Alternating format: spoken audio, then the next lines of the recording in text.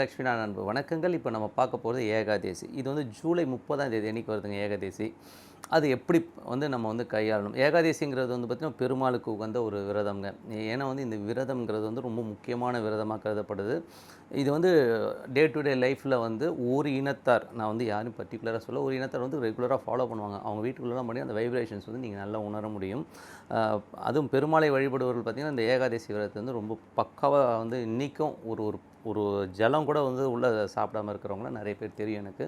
So அந்த மாதிரி இருக்கவங்களாம் பார்த்திங்கன்னா அந்த ஒரு நல்ல ஒரு வைப்ரேஷன்ஸ் இருக்கும் அவங்க வீட்டில்.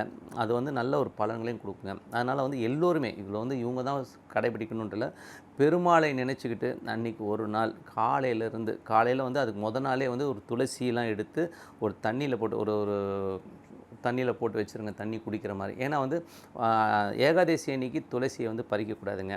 அதனால் நீங்கள் துளசியை பறித்து ஒரு தண்ணியில் போட்டு வச்சுருட்டிங்கன்னா அது குடிக்கணும். அதுதான் ஏகாதசிக்கு குடிக்கணும். அது மட்டும் இல்லாமல் பார்த்திங்கன்னா ஏகாதசி விரதம் இருக்கிறதுனால மனதில் ஒரு நிம்மதி கிடைக்குங்க. நீங்கள் பண்ணிவிட்டு அடுத்த நாள் பார்த்திங்கன்னா ஒரு அமைதி, ஒரு சந்தோஷம் கண்டிப்பாக இருக்கும். அது மட்டும் உடலுக்கு பார்த்திங்கன்னா ஒரு பெரிய ஒரு ரிலீஃப் கொடுக்குங்க. குடலில் பார்த்திங்கன்னா நிறைய சாப்பாடுகள் டே டு டே லைஃப்பில் நிறைய சாப்பாடு சாப்பிட்டு அந்த குடலுக்கு ரெஸ்ட்டே கொடுக்குறதில்ல. 3 வேளை 4 வேளை 5 வேலைலாம் கண்டினியூவாக சாப்பிட்றோம். ஸோ அதனால் குடல் அழுக்காகும். நிறைய கழிவுகள். ஏன் நோய் உருவாகுதுன்னா அந்த ரத்தங்கிற ஒரு விஷயம் பார்த்திங்கன்னா நல்லா இருக்கும். சின்ன குழந்தையாக இருக்கும்போது அந்த பிளட் நல்லா ஃப்ரெஷ்ஷாக இருக்கும்.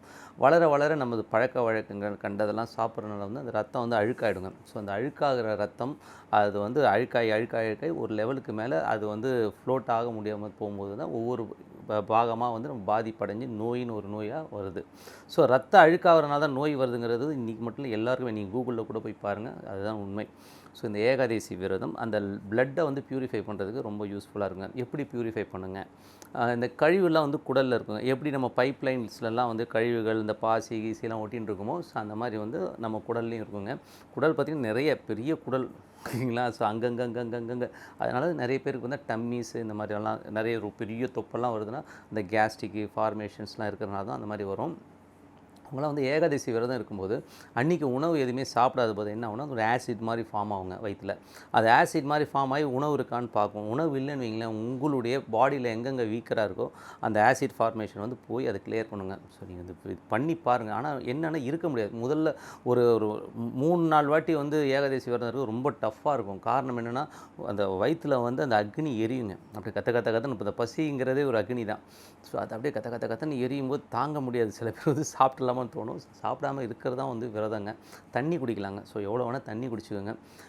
இது பண்ணுறதுனால பார்த்திங்கன்னா பிளட்டில் டோட்டலாக உங்கள் பாடியை ஃபுல்லாக ஒரு பெரிய ஒரு மாற்றமே ஏற்படும்.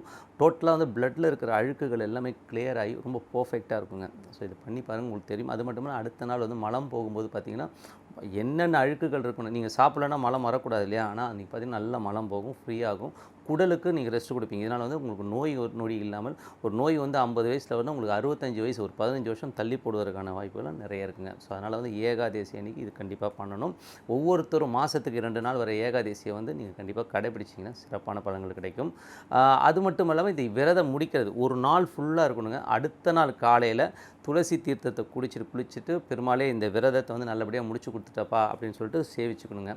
விரதம் ஆரம்பிக்கும் போது அது மாதிரி தான் பெருமாளே நீ தான் இந்த விரதத்தை நல்லபடியாக முடிச்சு கொடுக்கணும் அப்படின்னு சொல்லிட்டு சேவிச்சுக்கோங்க. இது நோய்வாய்ப்பட்டவர்கள், ப்ரெஷரு, சுகர் இருக்கிறவங்களாம் தயவுசெய்து இந்த விரதம் உணவு இருந்தாமல் இருக்காதீங்க. ஏன்னா நீங்கள் டேப்லெட் போட்டிருப்பீங்க. நான் ஏகாதசி விரதம் இருக்கேன், நான் சாப்பிடாமல் இருக்கப்பறம் மட்டும் தயவுசெய்து இருந்துடாதீங்க. அந்த மாதிரி இருக்கும்போது என்ன ஆகுனா உங்களுக்கு போட்ட மெடிசின்ஸ் சைடு எஃபெக்ட்ஸ் கொடுக்கும். அதனால் ஏடா உடமான ஆகிறதுக்கான வாய்ப்புகள்லாம் இருக்கனால நீங்கள் அன்றைக்கி ஃப்ரூட்ஸ் மட்டும் சாப்பிடலாம். எல்லாம் எவ்வளோ வேணால் ஃப்ரூட்ஸ் சாப்பிட்டுங்க, மாத்திரை போட்டுக்குங்க. ஸோ பெருமாளை நினைப்பது ரொம்ப ரொம்ப சிறப்புங்க. ஸோ இந்த மாதிரி பண்ணிட்டு வரும் உடலுக்கும் மனதுக்கும் உங்களது அடுத்த வருங்காலத்தில் பார்த்திங்கன்னா உங்களோட சந்ததிகளுக்கும் சிறப்பான பலன்களை தருவது ஏகாதசி விரதம். கண்டிப்பாக எல்லாருமே ஃபாலோ பண்ணணும். நீங்கள் பாருங்கள். இது பார்த்திங்கன்னா ஜூலை 30ஆம் தேதி அன்றைக்கி வருதுங்க. ஒரு சிறப்பான விஷயங்கள். இந்த ஏகாதசியை யாருமே மிஸ் பண்ணாமல் பண்ணணும்னு சொல்லிட்டு உங்களது விடைபெறுவது உங்கள் லக்ஷ்மி நாராயணன். ஸ்ரீ குபேரன் டிவியை பார்த்தமைக்கு நன்றிகள். மேலும் இது போன்ற தகவல்களை தெரிந்து கொள்ள ஸ்ரீ குபேரன் டிவியை சப்ஸ்கிரைப் செய்யுங்கள். மறக்காமல் பெல் ஐக்கானை கிளிக் செய்யுங்கள்.